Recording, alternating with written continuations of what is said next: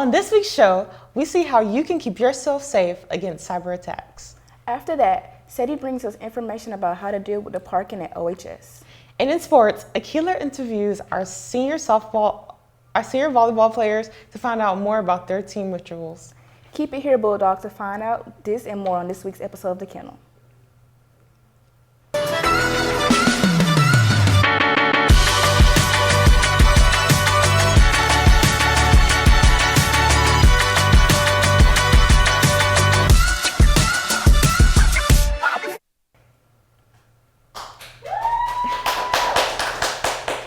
Please stand for the pledge. I pledge allegiance to the flag of the United States of America and to the republic for which it stands, one nation, under God, indivisible, with liberty and justice for all. Good morning, Opelika High School. Welcome to the first Kennel of the school year.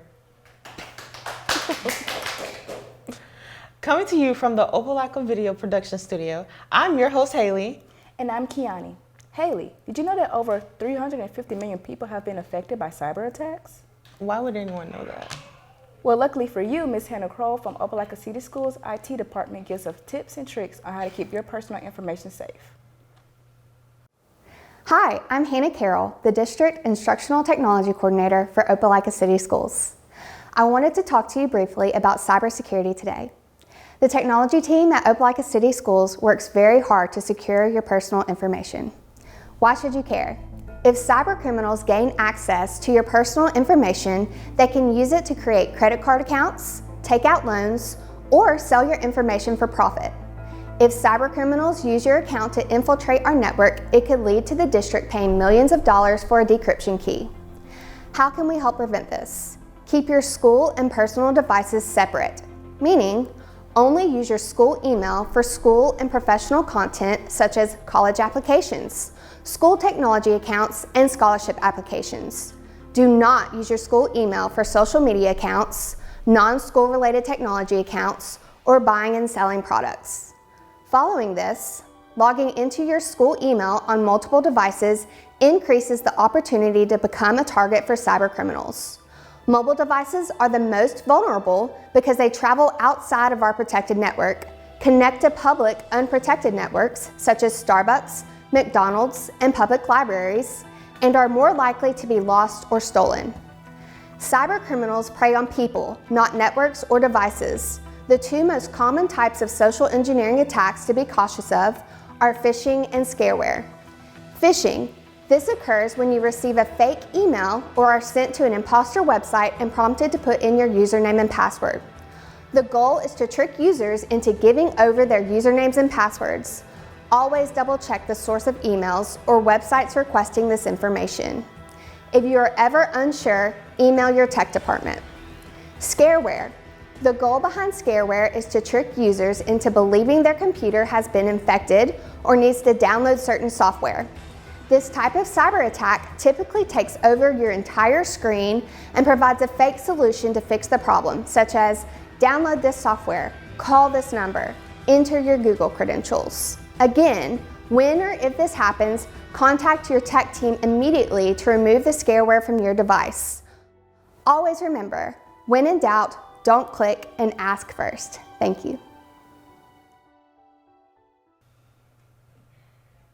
Well, I guess that explains why my bank account is so dry now.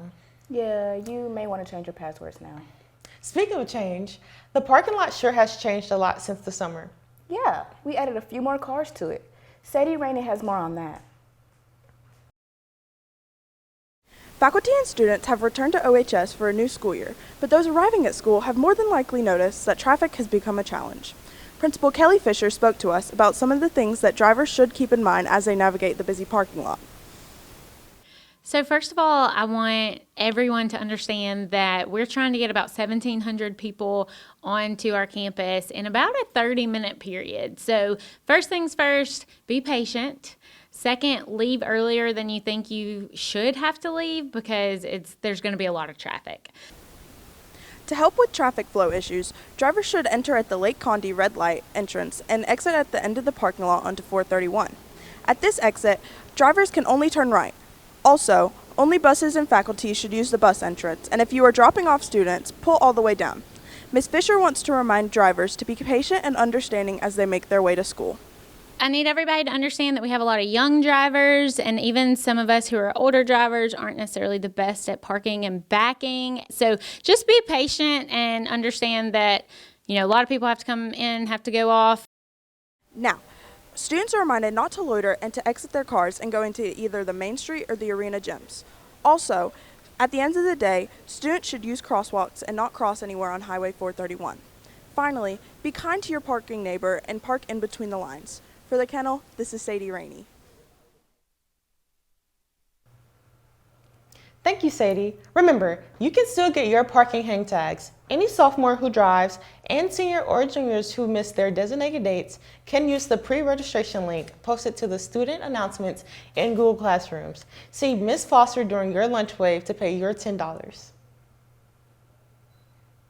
Attention all students.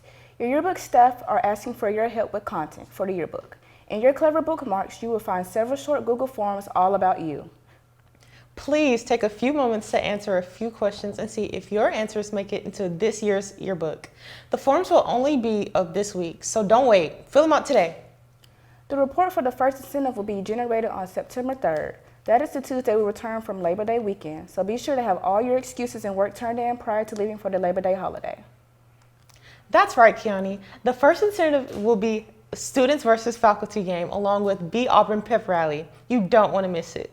Speaking of sports, Akila has done some of her sports homework and has some great things to talk about. Let's cut to Akila's first sports segment.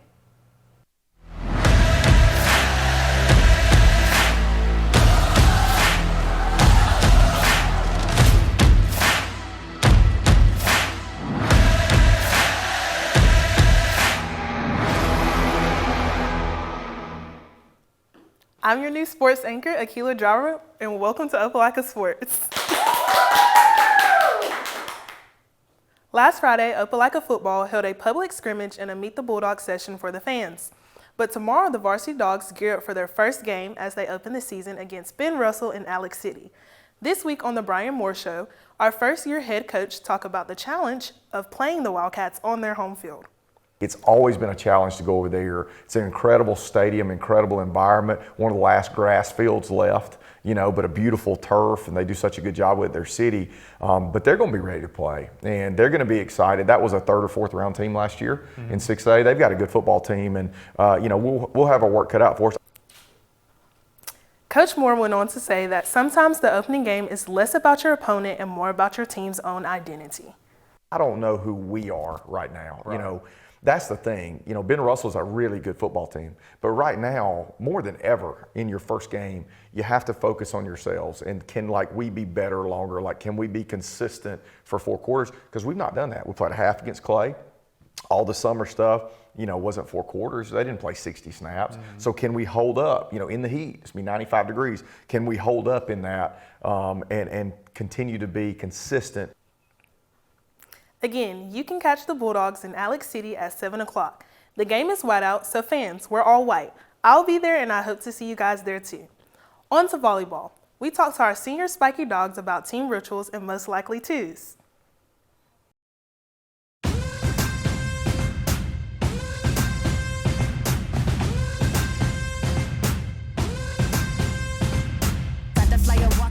My pregame ritual is to listen to hard rock metal 30 minutes before our first game. My pregame ritual is to hit 3 toe touches. My pregame ritual is hitting the top of the wall like a middle schooler. Before a game, I definitely pray with the team. My go-to pregame meal is a peanut butter and jelly Cheez-It sandwich. My go-to pregame meal is a cool wrap from Chick-fil-A. Chick-fil-A nuggets with mac and cheese and Polynesian sauce.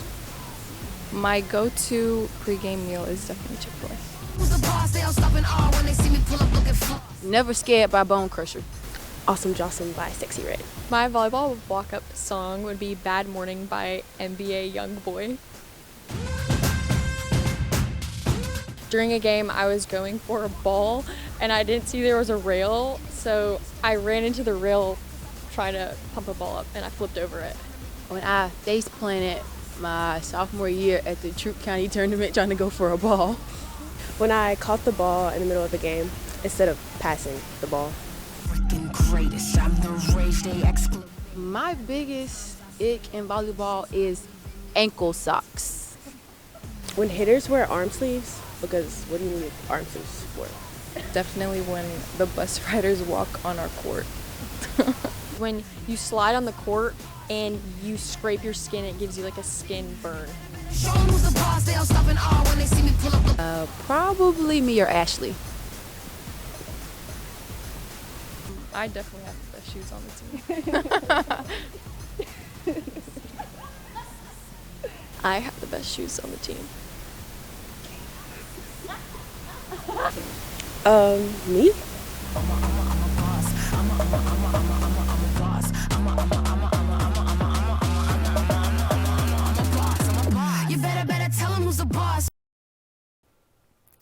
The Spikey Dogs have their first home game today at 4:30 against LaGrange. Attention, all softball players. Tryouts will be August 27th through the 29th from 4:30 to 6 o'clock p.m. at Rest Ridge Park. Players need to bring water, equipment, and have an up-to-date physical. Please see Coach Thornton in Main Street Gym with any questions. That's all I have for sports. God bless and go Dogs.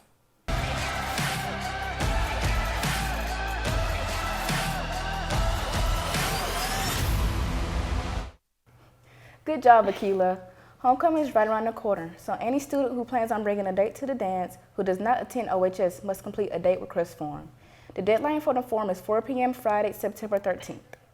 Don't forget that signatures and a copy of the date's photo ID are required when you turn in your completed form, which are available now outside Ms. Picker's room 127 or Ms. A. Foster's office.